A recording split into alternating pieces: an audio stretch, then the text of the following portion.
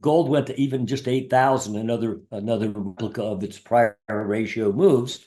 And silver were to go to 2%, you do the math. Wow. Okay. Uh, so silver is definitely the one that we're focused on. Fast for participation. Yeah, gold's the mama market, but silver is the dynamics are far greater on a percentage basis. Next dollar is likely to ignite more interest and a vacuum effect. Our best guess is that, I think Patrick's right. We're going to 100, 200, something like that, and probably in a year or so. But I think the first gusher could take you up into the mid 50s to 60 so fast, like I'm talking a couple of months even. Gold continues establishing its supremacy in the global currency market, achieving unprecedented highs while reaffirming its intrinsic value across various real-world applications. Over the past 5 decades, gold has demonstrated a remarkable ability to experience significant price fluctuations during economic uncertainty, signaling that we may be on the cusp of another formidable bull market. The US dollar has faced mounting pressure from various economic indicators, leading investors to seek refuge in tangible assets. In such circumstances, gold typically becomes the asset of choice for wealth preservation. Michael Oliver, momentum structural analyst, posits that gold could reach $8,000 per ounce, drawing parallels with historical trends observed during previous bull markets, which often spanned a decade or longer. Concurrently, silver shows signs of a significant breakout, driven by strong demand across various industries, including jewelry, photography, batteries, and superconductors. The increasing focus on renewable energy, alongside advancements in electronics and automotive applications, has led to heightened industrial demand, resulting in supply shortages. Anticipated interest rate cuts from the Federal Reserve may lower returns on savings and bonds, further enhancing silver's appeal to investors. Currently trading around $32 per ounce, silver is not experiencing the speculative frenzy that characterized past market cycles, suggesting a more stable foundation for potential price increases. Unlike the volatile spikes in previous years, the current market seems to be gaining momentum, which could lead to a significant rise in silver's value. Oliver's analysis indicates that the silver-to-gold ratio reflects silver as undervalued, at approximately 1.2%, a notable departure from its historical average of 2% to 3%. If silver manages to regain its historical standing while gold rises to $8,000 per ounce, projections suggest that silver prices could potentially exceed $160 per ounce. This scenario highlights the metal's considerable potential for explosive growth in the market. Now, let's watch the clips from the interview. Before we proceed, please take a moment to like this video, subscribe to the channel, and hit the notification bell so you don't miss any future updates. If you take the swing moves in gold, the past couple bull markets, the last 50 years, and do the same thing again, we'll go to $8,000 gold just to match them, in terms of log ratio scale move. Those moves lasted a decade or so. Either, ours started in late 2015. So, another year or so wouldn't shock me. We're $8,000 or even higher. There's so many events out there that are going on that are fundamental and technical that this time around it's likely to be exceptionally dramatic. And so, like you pointed out, silver, it did have 2 intra-month spikes up to $50 at each of those moves, but that was like, thin air last few days. So really on an annual basis, you nailed it. I wasn't even aware of what you showed till we saw it. It looks like an overlay of the gold chart the way you've done it there, which is accurate.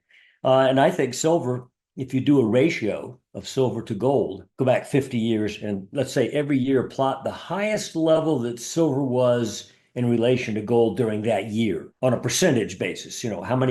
What percent is silver expressed as a per ounce of gold? Right now, silver is like 1.2 something plus, 1.2%. But if you go back 50 years, the number of years in that 50-year period where we've been up to 2% or 3% is almost normal. It's not like an aberration. So good grief, if gold went to even just 8,000, another replica of its prior ratio moves, and silver were to go to 2%, you do the math. Wow, okay.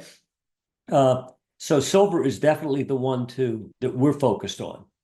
Fast for participation. Yeah, gold's the mama market, but silver is the dynamics are far greater on a percentage basis. I think there will be probably an event that's isolated the silver. There is one unique attribute of it above and beyond the monetary aspect, and that is its industrial use. You were a very young guy, and I was a young man. Silver was industrial use, was photography. That's gone. Okay. Now the solar panels. And, if you look globally, if 80, 90% of the photovoltaic cells and solar panels are being produced out of China. And I've read, and I don't keep up with the fundamentals that much, but in Latin America, the Chinese have really come into that market to gobble up the silver production. And I've even read that they're paying more for raw silver ore than they're paying the pure per ounce cost of silver. And because it's an essential ingredient in a photovoltaic cell. And its cost factor doesn't apparently impact the overall price of a solar panel. So in other words, if silver goes up, it doesn't discourage people from, consuming solar panels. But they're selling this stuff in Asia and in Africa. And if you think about it for a minute, these countries are emerging, into the modern world, and they don't have what we've all got, which is, power lines under the ground from a power generator down the road, And therefore, a lot of these people use cell phones and so forth, but they got no power. And so the demand for solar power, in your backyard type thing is incredible. And it's growing globally. And China, and I've read statistics on it that it's, got every year it increases sharply in terms of industrial demand. Well, we all know the supply demand of silver is fairly tight. Nobody cares, right? Okay. But if all of a sudden this story suddenly gets amplified, in some way, some manner or form, where people suddenly become aware of this unique attribute of silver, which has, been around for a while, but nobody's been paying attention to it. Then you could have this squeeze effect, that's unique. That silver's got this unique thing above and beyond the fact that it's a monetary metal. And I could see silver go berserk at that point with that kind of headline, And of course, all the doubters out there. According to insights from market analyst Michael Oliver, recent market assessments indicate that silver is on the cusp of breaking through a pivotal resistance level around $32, a threshold it has struggled to surpass since reaching its highs in May. If silver successfully breaches this barrier, a strong consensus among experts suggests it could continue its upward trajectory, potentially eclipsing significant historical peaks, including the highs reached during the Hunt brothers market manipulation in the 1980s and the nearly $50 per ounce spike observed in 2007-2011. This dramatic increase in 2011 was driven by a surge of investors flocking to safe haven assets amid widespread economic uncertainty, highlighting silver's capacity for rapid price appreciation, particularly as current indicators suggest a robust accumulation of buy signals poised to catalyze a substantial influx of investment. This bullish sentiment surrounding silver mirrors the optimistic forecasts for gold, which has recently surged to unprecedented levels in 2024. Notably, the third quarter of this year witnessed the largest quarterly candle among all quarters, emphasizing the strength of this upward trend. Analysts, including Michael Oliver, project that gold could target below $3,000 and $3,200 shortly. We've got a target, I mentioned a minute ago that I think silver getting through this congestion zone it's been in since its May high. 32, now 32 again. Okay. You bust through that, and the old intra-month highs, 50, everybody knows about them. The Bunker Hunt high and the 1980, et cetera, the 2011 high. I don't think that's going to pause or be resistance. I think you're going to blow that out, and that's when you're going to get that sentiment that says, golly gee, why wasn't I awake when this, why did I doubt it? And you get this gush of, I got to own it. It's above 50, breaking out. Well, why didn't you buy it back at, 15, 20, 30? It's at all the layers of buy signals we generated. But I think that gush is occurring. If that occurs, my bet is that the gold near-term target, not a top, just a pause, is likely to be 3,000 to 3,200. Reasons for that are momentum-based. And not the round 3,000. There are some brokerage firms, I think, talking 3,000. They like to talk big, and they say, oh, in 2025, always looking way out. But I could see us get there very quickly. But on a ratio basis, if gold went to 3,000 to 3,200, only then took a pause, not a top. I think silver could easily be 55 to 60, meaning be 2% of the price of gold yet again, which is again, it's a ratio that silver's had to gold so many times in the last 50 years that it's almost a norm. Okay, it's not abnormal. And then I think maybe you do get a pause, but not at some logical place where everybody says, oh, we're going to pause silver in front of 50 again. No, And I think we built the launch point to blow that stuff out, all the old $50, the bunker hunt highs and so forth.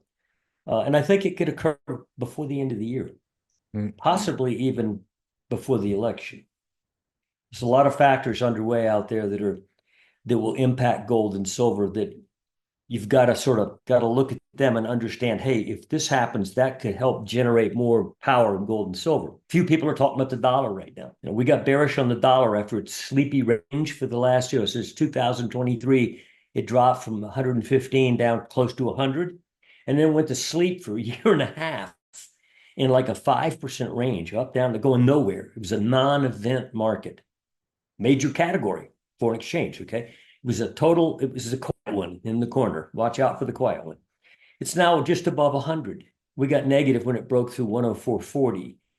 You drop, there's a structure on 10-year average momentum of the dollar index that says when you get into this year, you don't want to see 96 something. You'll blow the hell out of a multi-decade uptrend on momentum.